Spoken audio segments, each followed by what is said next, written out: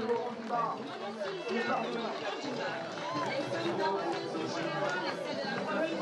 suis très heureuse d'être avec vous aujourd'hui à Nitouni.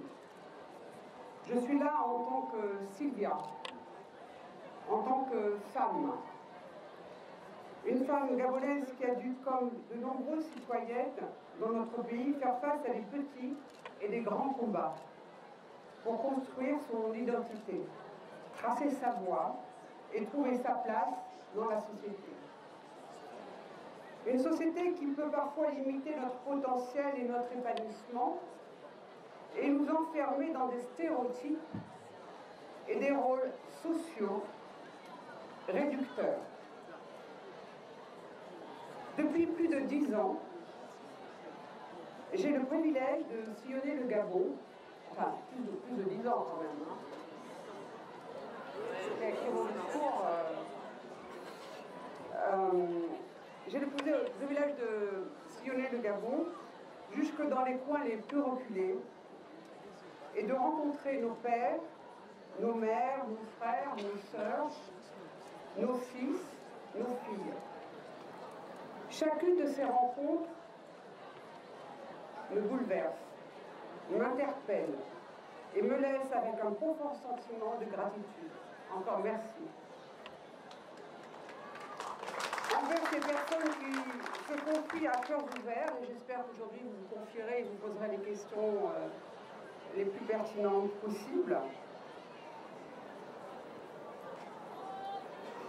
Merci de nous inviter dans votre intimité, parce que des fois, quand on vient me voir, on me raconte des choses très intimes. Votre vécu est le secret de leur foyer. Au fil des années, j'ai entendu des femmes me parler de leur quotidien. Un quotidien qui est parfois bien sombre.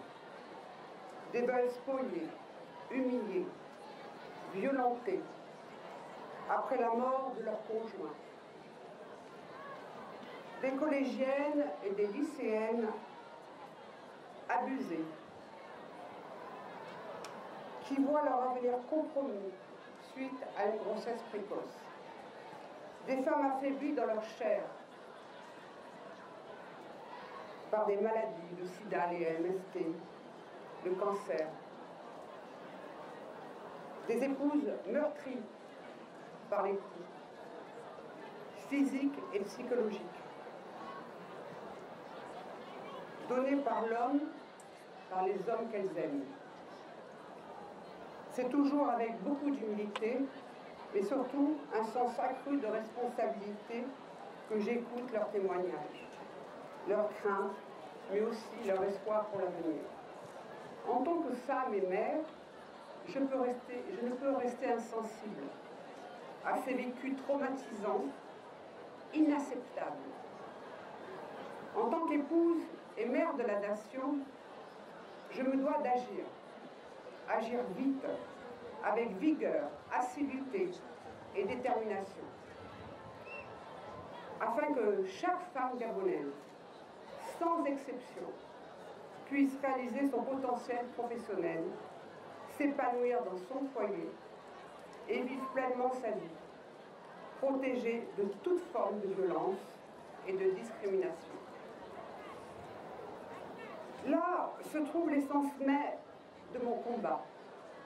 Pour la défense des droits des femmes, là se trouvent les battements de mon cœur.